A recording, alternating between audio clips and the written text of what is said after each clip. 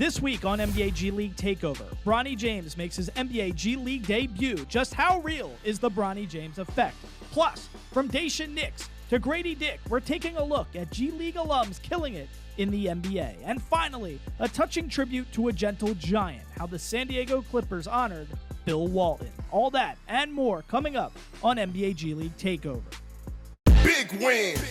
On top. On top. Welcome to NBA G League Takeover. I'm Mike Davis. If you love basketball and the NBA, well, then you're in the right place. This is the show that explores all the news you need to know about the G League and beyond. G League action tipped off this past weekend, and there's a lot to get to. Let's bring in our G League insider, Gianna Hearn, and NBA veteran CJ Watson. What's up, guys? So let's start with the hot hand, the man representing Daishen Nation. Yes, Daishen Nix from the Iowa Wolves. Nix went off scoring a career-high 45 points on Saturday night, nearing a triple-double with 10 boards and 8 assists. Might I add, Nix had the game-sealing steal in overtime as well. So, CJ, he seemed to be in attack mode all game long. How critical is it for a two-way signee to be aggressive from the jump? It's very critical. He just wants to go out there and show that he's developing, and that if he goes to back to the NBA roster, he can get a great role with the team. So he's showing you everything that he can do. Like you said, he scored in every facet of the game offensively, and like you said, he had the game-winning steal to seal the deal. So he makes game-winning plays, and that's what you want from this type of player. To be a guy who's, touching all facets of the floor, nearing a triple-double, that's special stuff. Gianna, Nix is actually a G League Ignite alum, so he's clearly elevated his game. Where do you think he has improved the most? I really think he's improved the most with his confidence. If anybody watched him with Team Ignite, he really struggled in the confidence area. I mean, he had people on his team like Jalen Green, Jonathan Kuminga, so he wasn't exactly the star on that team. But once he left that season on to the next season and was eventually drafted, his confidence has changed every single season. And right now he's in a great position because in Minnesota, they have taken their two-way players and given them standard contracts like Luka Garza, Naz Reid. So he's just on the precipice of, can he really stick in the NBA? This is the perfect place to try to do that. Okay, yeah, definitely two great guys there. All right, let's talk about another near triple-double, this time from Valley Suns guard Ty Washington. So Washington, the former Wildcat from Kentucky, a consensus 5-star recruit, is showing out on his two-way contract. He dropped 31 points, 9 boards, and 10 assists in a heroic effort, all amounting to a historic first win for the Valley Suns franchise. So Gianna, what did this first win mean for the Valley Suns organization? You know, I know several of the players closely, one of them being David Stockton, and he was not going to let them drop a first game, their first win. They lost the first one, and had back-to-back games against Santa Cruz. But the second one came back with some fire, and this team really needs to make its mark because they're the final team to make it a 1-to-1 affiliation for every NBA team now has a team in the G League. So this has been President Sharif Abdul-Rahim's goal this whole time, to make sure that every NBA team has a G League team, 1-to-1 affiliation. Where in the past, that wasn't the case. There would maybe be 3 teams that would have one team that they would kind of share. So this is a really historic moment for them to get a win and for them to be celebrating. But this team is looking hot. They've already had some big wins. It's a historic thing for a brand new season with the G League. Now, CJ, as a fellow guard, let me ask you this, because a guy like Washington, he had so much promise coming out of high school. Consensus 5-star recruit. He was a first-round pick in the 2022 NBA draft. He was selected by the Grizzlies, and get this, traded on draft night to the Rockets, then traded again to the Hawks, then traded again to OKC. And after being waived, he was with the Bucks for a hot minute, and then he's now signed on to a two-way contract with the Suns. So, CJ, how hard is it for a guy like Ty to find his footing when you're constantly on the move and being traded? It's very hard like that. Like you said, he's been traded so many times. I lost count just saying it right there. But it's hard to go from team to team because you're trying to really pattern your game after that team system, that structure what the coach wants. So going team to team, it can change from year to year, day to day, week to week from him. So he's just trying to find his niche, and I think he's doing a great job with that. Like you said, he had so much upside coming out of high school, going into college, and now in the NBA. So hopefully he can find his way. And let's be real. I mean, a follow up on this, CJ. What does that do to a guy's confidence, knowing that you're getting traded each and every year? And I mean, that has to take a toll on his confidence, right? Oh yeah, definitely, for sure. It can probably send you into depression getting traded that many times, but hopefully, like I said, he's playing well, and hopefully he can keep his confidence up and continue to work on the things that he needs to work on to continue to stay in the G League and obviously stay on the NBA roster. Okay, and lastly, as we wrap up around the G, we need to discuss perhaps the most anticipated game in G League history. Yes, Bronny James making his debut with the South Bay Lakers on Saturday night. The South Bay Lakers took down the Salt Lake City Stars 110-96. Now, the stars of the game were Maxwell Lewis and Quincy Oliveri with 27 and 28 points respectively, but the story of the game is really the son of King James. Yes, Bronny played 31 minutes and finished with 6 points, 4 assists, 3 boards, 2 steals, and 5 turnovers. So, CJ, what did you think about Bronny's G League debut?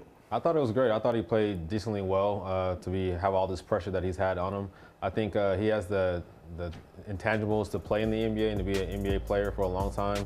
You can see that he can make shots. He can play defense. I want to see him be a pest more on the defensive end. I think that's where he can really get his calling to get that call up and stay in the NBA. But he just has to work on his shot-making ability. But you can see that he can make plays in the NBA and the G League, and I think that's why they drafted him.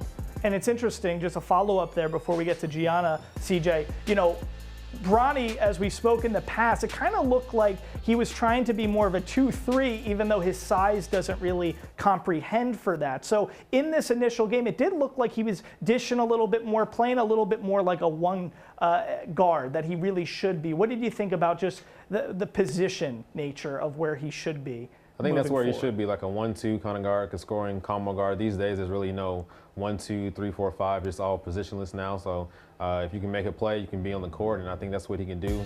Obviously, he has the last name James. That goes a long way too. But I definitely think he has to pave his own way, which I think he's doing, and he's learning how to do that, over time. And I think down the road, 2 or 3 months, we'll see a different Bronny James with more confidence, more shot-making ability, and just going out there and playing more free. Okay, now Gianna, I mean, listen, you've been covering the G League for a long time. Nobody knows the G League better than you. You're our insider. So has there ever been this much anticipation or even excitement about a G League player or game before? I have to say, quick and simple answer, but we've had NBA stars' sons and cousins and nephews and whatever relation in the G League before. We had Zaire Wade, Dwayne Wade's son. Obviously, I mentioned David Stockton earlier in this show, but no one has been the son of a king coming into the G League, and so obviously that garners so much more attention, and he's garnered attention at every level that he's played at. I mean, this was kind of expected, I would say. I have much more on that coming up, but I mean, no, this hasn't happened. I don't see anything like this. You said it perfectly. We've never had the son of a king, so that's a perfect way to put it. Guys, after the break, we're going to be staying on the topic of Bronny James here on NBA G League Takeover. Our insider, Gianna Hearn, she has more to share on the Bronny James effect.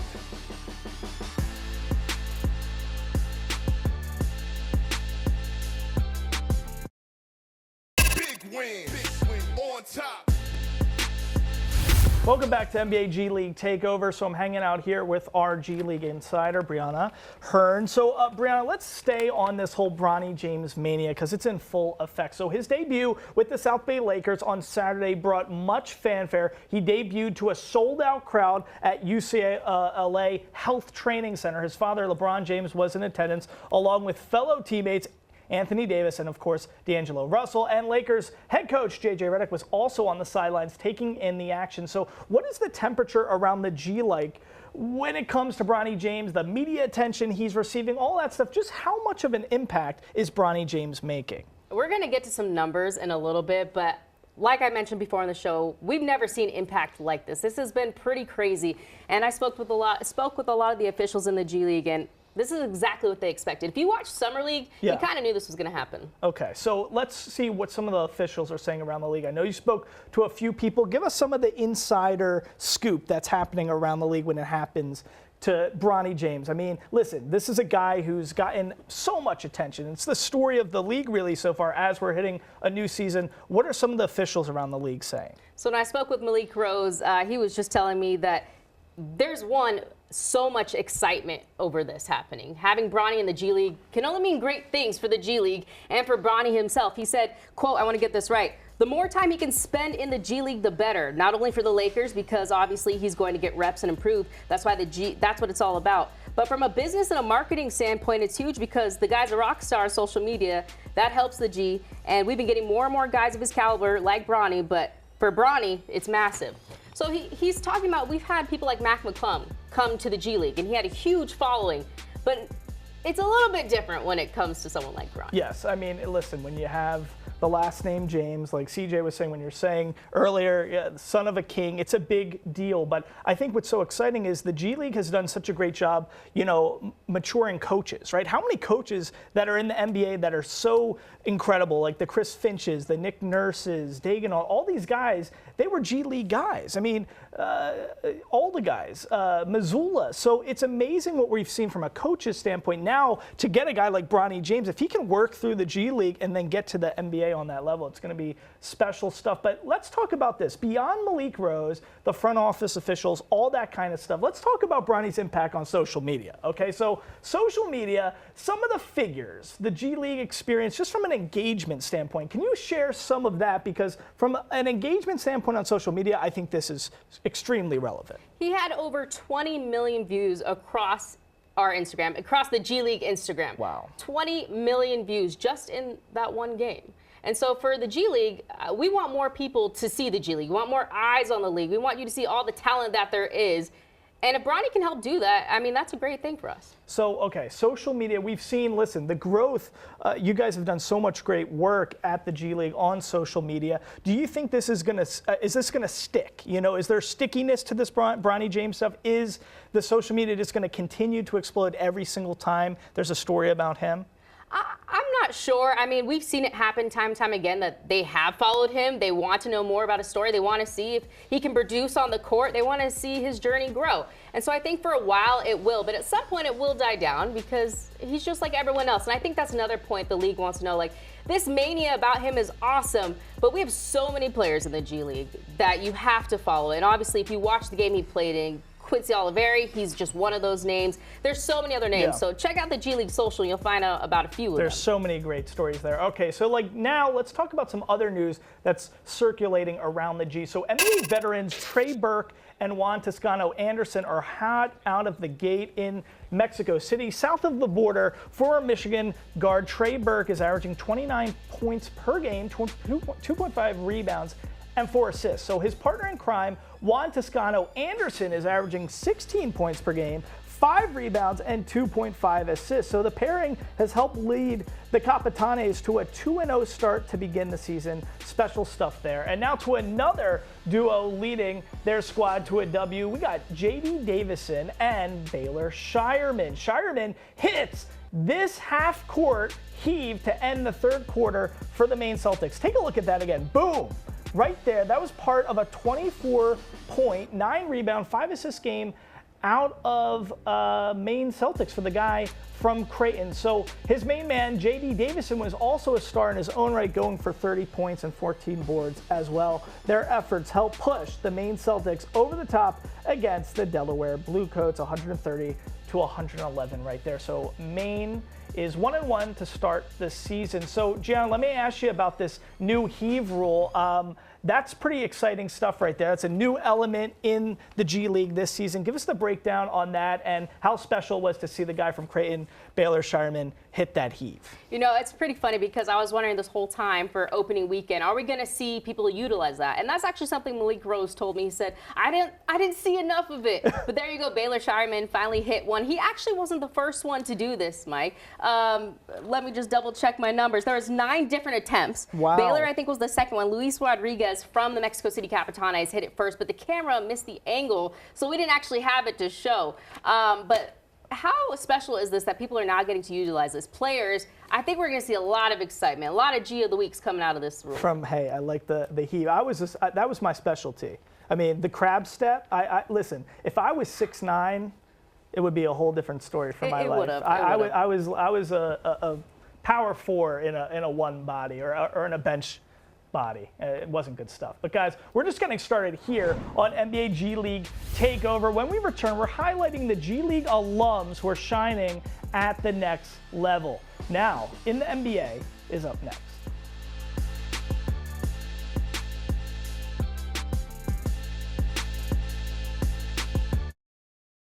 Big win on top. All right, welcome back. Mike Davis here with 10-year NBA vet CJ Watson. So let's do a little round robin around the NBA and take a look at some former G League guys that are making some noise. So CJ, do you remember your career high for steals in a game? No, I would probably have to say maybe 5 or something. Okay, I looked it up. It's 7. It happened in 2009 when you were with the Golden State Warriors. You were facing the Celtics. I remember that, yes. You remember that? Ray Allen, yeah. Had like 6 in the first half. You had 6 in the first half. Yeah, okay. I think. See, that's crazy. So that is all to say, Daishen Nix, okay, he's straight up robbing guys this year. He's putting up career numbers with the Atlanta Hawks. Okay, get this. He is the NBA steals leader right now, averaging 3.3 steals per game. And in 9 games this season, he already has 30 racked up. So it's straight up theft, really. CJ, how is he doing this? And please break down the art of the steal. Yeah, so for me, I used to get steals in high school all the time, which was crazy. I got triple doubles with 10 steals and stuff like that. So for me, defense and steals was my forte. So to kind of explain it, I would say like you're just basically mimicking the offense, trying to make their move before they make it, and also just studying film. I think studying film was a big thing about it. And then when the game is going on, you can kind of pattern their dribbles, you count their dribbles and stuff like that, and that's kind of how you get steals. And one of my favorite players, Mookie Blaylock, we would always say when I get a steal, like I think you're going to show a clip of Daishen Nix getting a steal, we'd always call it the Mookie Blaylock. You can go behind his back and reach. Yeah. Look at that. He just did that right there. That's called the Mookie Blaylock. Look at that. It's kind of like the Charles Peanut Tillman in the NFL when you punch out for the ball with the fumble. So you're telling me from a from a technique standpoint, you would actually like watch how the cadence of a dribble, of how like a Ray Allen dribbles or something, and you would kind of know the flow about how he moves his way down the court, and then you would strike. Yeah, for sure. And then also you would know like how he brings the ball up. Sometimes guys bring their right-handed, they bring the ball up on the left side sometimes or the right side. So it's a lot of just watching film and kind of mimicking what they're going to do or trying to do it before them. Every guy who takes a Euro step, the right-handed guy, he always Euros to the left. So you just kind of grab the ball before. I love that. Okay, so that's the art of the steal, ladies and gentlemen. But next up, we got Grady Dick. Okay, so last year, this guy was selected with the 13th pick of the NBA draft. Now in his second season with the Toronto Raptors, Grady Dick has really jumped to a whole nother level. The Kansas native and former Jayhawk is displaying much more than just promise. The 6'6" shooter has become the focal point for the Raptors offense. So at just 20 years old, Dick is scoring 19 points per game, and the 3-ball really has been falling as well. So, CJ, this is a guy who last November in his rookie season was assigned to Raptors 905, the G League team, and he's really built upon this rookie season in a pretty impressive way. Why do you think he has found so much success in year 2? Just having confidence. I think after year 1, players and rookie players know where they can score, what they're called to do, and also there's a lot of injuries right now for the Raptors. So when injuries happen, other guys have to step up. We always call it next man up, and he's taking full advantage of that and making shots. I think the only bad game he really had was a loss to the Kings, where he shot pretty bad. I think the biggest thing for me with Grady is he's shooting at least 50% or better on his field goal percentage. And I think that's when you see guys score a lot of points. That's when you see that's what you want to see, like 9 for 16, 13 for 26. Like those are good numbers from a guy who's scoring a lot of points. And listen, a Jayhawk, a Kansas kid, he's got to know how to shoot the ball. But how much, being a shooter, how much of just, how a baseball player can be in a slump and he just can't get a hit, even though it's Aaron Judge or something like that. For Grady Dick, a guy like that, when your thing is to be a shooter and that's your identity, how much of the shooter identity is just feeling it, and sometimes you can ride that wave and other times you can't? Yeah, it's just all about reps, seeing the ball go in the basket, I think, and then also for him, he's like I said, he has a lot of freedom on this team, and hopefully he'll get the same opportunities when the guys come back from injury.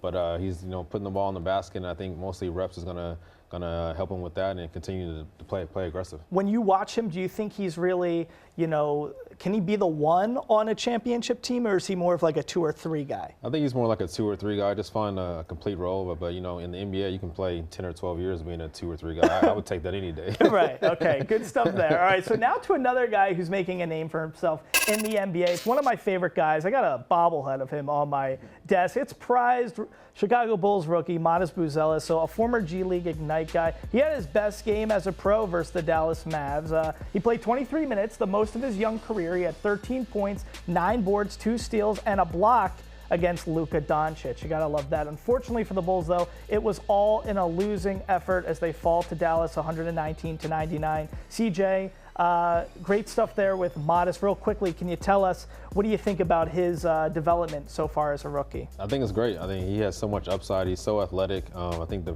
thing he probably has to improve on is just his jump shot, but he's going to get in the court playing defense. He can block. He can guard 1 through 4, 1 through 5 maybe. So he's going to have plenty of opportunities to do what he can do and show the team that he deserves to be on the court. All right. After the break, G is selecting her G of the week. You don't want to miss it.